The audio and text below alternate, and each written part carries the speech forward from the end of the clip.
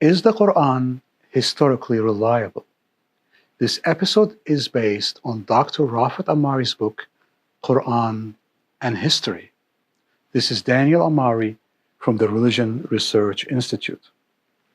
This episode is about the Midianites. This series is about the historical examination of the claims of the Quran. It is an investigation of whether the Quran is historically reliable or not. The Quran contains lots of claims, but only some of them have sufficient data that allow for historical investigation. The claims of the Quran about the Midianites is one of them. Now for the Quranic claims about the Midianites. So in Surah 11, verses 81 and 84 and 89, we read the following.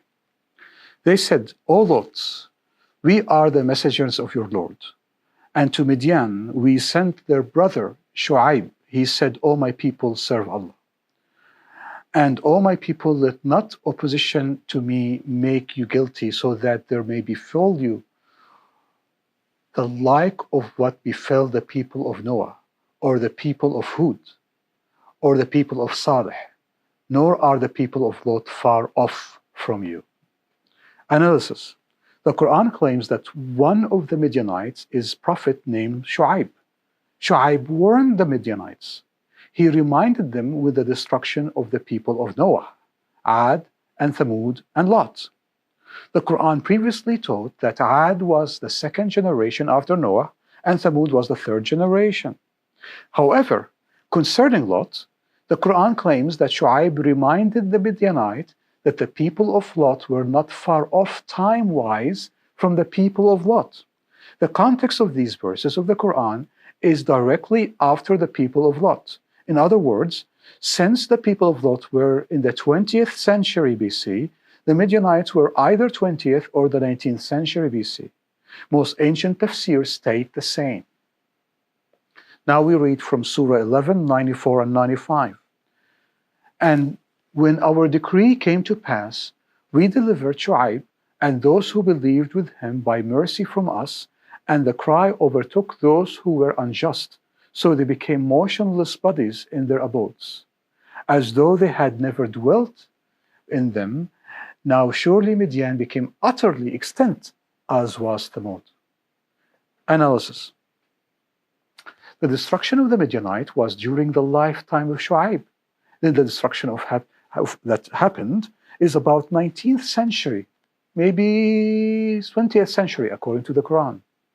The destruction was utterly complete. Midian became utterly extinct, as did Thamud. They were destroyed by the mythical cry. Summary.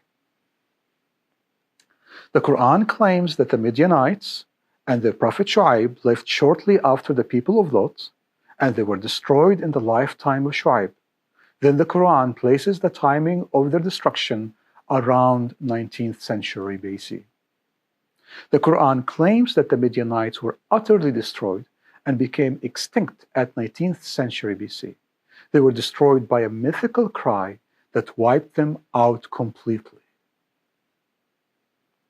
Let's see what history has to do or has to say about the following. Well, the Midianites were the descendant of Keturah and Abraham. Contrary to the Quran, they became only a nation in the 17th century BC at the earliest. But furthermore, they continued to exist from the 17th century to even after Islam began. They are attested by the Bible from the Torah all the way to Habakkuk in the 7th century BC. There is attestation to Midianites by Assyrian inscriptions in the 8th century BC, especially concerning Epath. Attestation by the Book of Judith, Josephus Flavius, century AD, Greek classical geographers such as Ptolemy in 2nd century AD, Eusebius, 3rd, 4th century AD, Procopius of Caesarea, Byzantine historian, 6th century AD.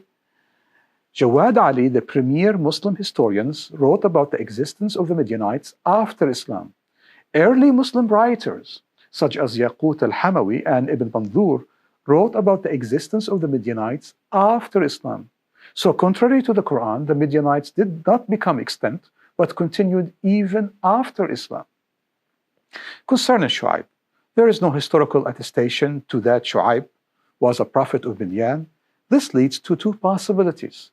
Either Shu'aib was a mythical character created by Muhammad, or in Muhammad's time, or close to it, or Shu'aib is a primitive Arabian rendering of the prophet Isaiah of the Bible. The problem with the last possibility is that Isaiah was a Jewish prophet, not a Midianite one. He lived in the 8th century BC at the earliest, not the 19th century BC. Furthermore, Moses, 15th century BC, lived for some time with the Midianites. He married a Midianite woman, yet he never mentioned an ancient prophet of Midian called Shu'aib, and clearly the Midianites were not extant. Let's talk about the sources of the Quran. Where did the Quran get these ideas and myths from? Muhammad took multiple sources to construct the account of the Quran. He heard the name Midian, then he associated them with the time of Lot, 20th, 19th century BC. Then he assigned them a prophet Isaiah, Shu'aib, of the 8th century BC, and then utilized a Zoroastrianistic myth of the destruction of the nation by a cry by God or an angel. When we compare this episode with the previous two about Ad and Thamud, we begin to establish a pattern about the Quran, a pattern about its claims and its sources. We notice that the claim of the Quran about the Midianites are of the same pattern of Ad and Thamud. First, the Quran picks a random name of a tribe or nation, assigns them the wrong location. Second, the Quran assigns that nation a random date that is contrary to history. Third, the Quran picks a name of a person and assigns that person as a prophet to that nation, even though that man is separated from that nation by thousands of years. Fourth, that prophet warns that nation and reminds them the destruction of other nations. Fifth, the nation is utterly destroyed by a mythical cry. Six, the sources of the Quran are Arabian, pagan, Zoroastrian myths which Muhammad heard from his contemporaries and from poets who lived before him. This suggests that the Quran reflects that 6th, 7th century AD primitive Arabian mentality in dealing with history. The author of the Quran confuses myth with facts. Furthermore, ignorance of both geography and historical chronology is on display. This is Daniel Amari from the Religion Research Institute.